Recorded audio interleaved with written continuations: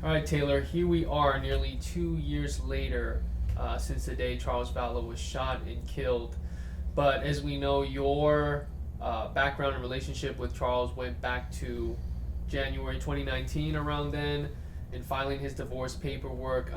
Here we are full circle. What is it like to know Lori Vallow has been indicted in his death? And from all the details we've learned, really must validate the work you did. Absolutely, that's the great word that comes to mind is validation and vindication. Not just for me, obviously personally, because my representation of Charles was for Charles, and it was through me that I was just the pen on the paper. And so, really, it's about getting vindication and validation for Charles and for what he told us and what he told so many others, that Lori was scheming with Alex to kill him, to murder him. And so, putting that on the paper and trusting him that was what he was being told. And obviously, it was easy to see that he was fearing for his life. And so it wasn't too hard to just put that on paper.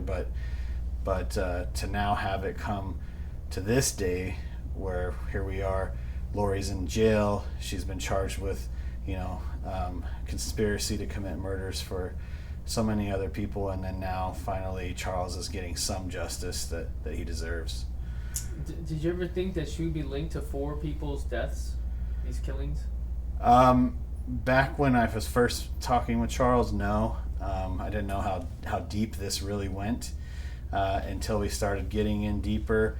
And then obviously what really kicked it off is once Charles was murdered and then the kids went missing, that's when we started seeing like maybe she could be involved in some other crimes and possibly some other murders.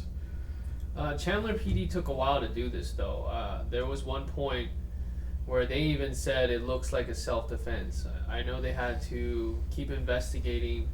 What do you take from this? Do you feel that something should have been done sooner, or this is just the way law enforcement works in this circumstance? It's sad that here we are 2 years later almost. Right. In reality, I think the scales of justice move slow, and I can see that as an attorney. I know how slow the courts move, and sometimes justice takes a little while to build the case and get everything, make sure all the T's are crossed and the I's are dotted. But from the very beginning, everyone, and I think even Chandler PD would say they knew that this was an ambush. They just had to make sure that they did some digging to get the facts to make sure that they could get a conviction. And that's the process, and sometimes it moves slower than what we may like or think or should it move faster. But the bottom line is that I think what's right is happening now. Chandler Police says the autopsy report on Charles indicates that one of the shots he was hit with, he had to be laying on the ground. The bullet went through his lower rib cage, through his left shoulder, and Alex has said he shot him twice in the chest because he was being attacked, or Charles was advancing toward him. How mind-blowing is that for you to know that months before Charles had basically predicted his own death, but for it to happen like this, and now evidence is coming out? I mean, what does that feel like to absorb all this now? Yeah, it's kind of hard to put into words, my initial reaction. And when I read that, that did hit me hard because, again, it's more validation, right? And I believe in the probable cause statement, it even says this shows that there was a desire to kill on Alex's part when he stood over and fired that shot into Charles's body as he laid on the ground. So again, an autopsy result, they probably have had that for a while and knew that was the case. It's just now they have to go back and connect those dots. But it was stunning to read that.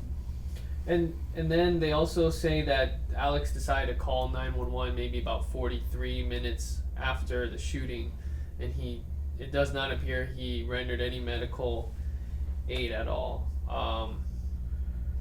what is your reaction to this now? Yeah, I mean, it kind of is par for the course with how this case has gone with Alex and Lori.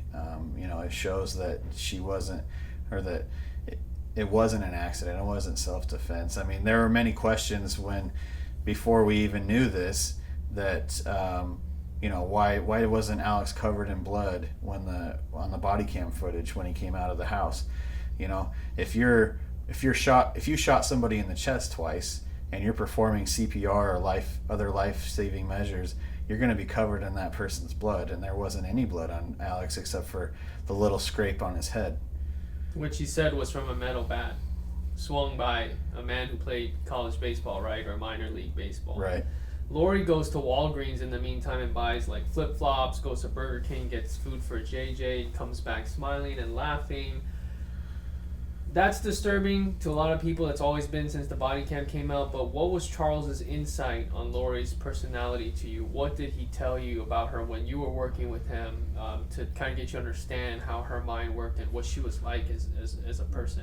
Very extremely charming,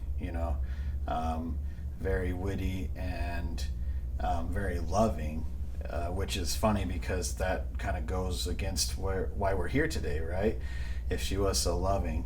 But that was what Charles was adamant about to us throughout the entirety of our relationship, professionally, was that this wasn't his wife that he married, and that she's not the loving mother and wife that he had been with for 14 years. And so to see that she kind of just went about her day and didn't really have any real emotional response to her husband being murdered by her brother in her house, I mean, that just shows she wasn't based in reality.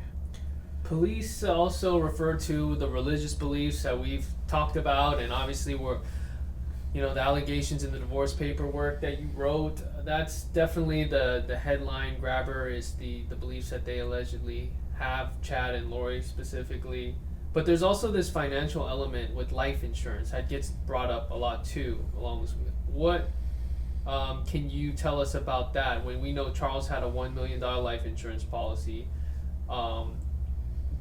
where does that rank? Is that parallel with the religious beliefs here? What are your thoughts? I think it's a little bit above it, honestly. I think that the real intent for this was the money, and under the guise of these religious beliefs, this is how they're going to achieve the desired result. The desired result was always to have Chad and Lori end up together, right? And to have the money to live free, and I'm sure probably live in Hawaii or somewhere. And so to operate under the guise of religious beliefs is just part of the plan and the process to get to that point. And rather than divorcing each other, Charles and Lori allegedly believes that death must be the way to marrying the person she's supposed to be with. That doesn't make sense to pretty much everybody. And you've been doing family law for a while. I mean, where does this case or this story, I guess, rank in your career? Everything you've dealt with, I'm sure you've heard a lot of different stories from a lot of different people that are going through divorces and such, or whatever they may be going through.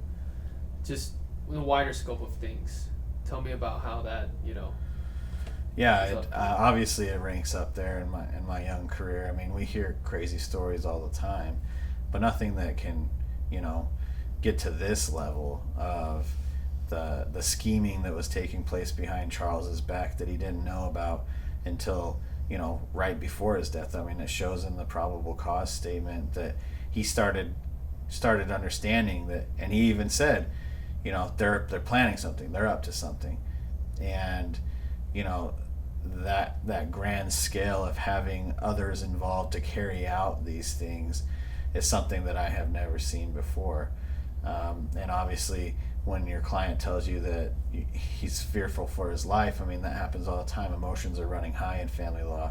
People are at their worst, and people say and do things that aren't rational.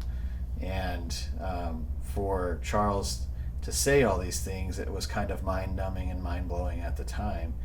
But here we are today, and those things have kind of been validated, I feel like. Now, Charles went to Gilbert Police early on. He got the order of protection, he got the mental health petition, and nothing really happened. Lori was discharged a few hours later after, saying she went to Community Bridges. At least that's what police say. But I wonder if you think is the best thing Charles could have done to really open this case up months and months later was file for divorce and put these allegations in the courthouse documented. Yeah, I think the best thing was that he filed for divorce because it has allowed him to speak beyond the grave, and try to tell his story and get justice for himself now. And it's something that I ask myself all the time is, if we hadn't dismissed the divorce, where would they be? Would they be alive today? Would JJ be with Charles? Would they be alive? And I think the answer to that, and that I've come up with and over these few years now, is the answer is yes. If we had gone through the divorce and Charles had gone through with it and they were divorced, I don't see how we would be here today speaking. But Charles chose to dismiss it. Last thing I'm going to ask you, why did he do that? And did you try to give him other advice and, hey, maybe that's not the best idea? Take me through that. Yeah, I mean, that's always a really fine balance that we have to go as lawyers, kind of teeter. We can only give them so much advice, but at the end of the day, it's what the client wants and it's their case. And, I am their advocate, so I can only do what they want me to do. And so, when Charles decided to make the decision to dismiss it, it was a tough decision for him, but he felt like there was a chance to really rehabilitate Lori and really rehabilitate his family and get back to that happiness of being together with him, Lori, JJ, and Tylee, and that they could continue on to be a strong family. And I think that the probable cause statement shows that when he was trying to get an intervention with Lori's family. I mean, he was trying to do that when we were representing him. That's what he wanted. He just wanted her to get the help that she needed. And unfortunately, it was to his demise that she didn't. Gotcha. All right. To go.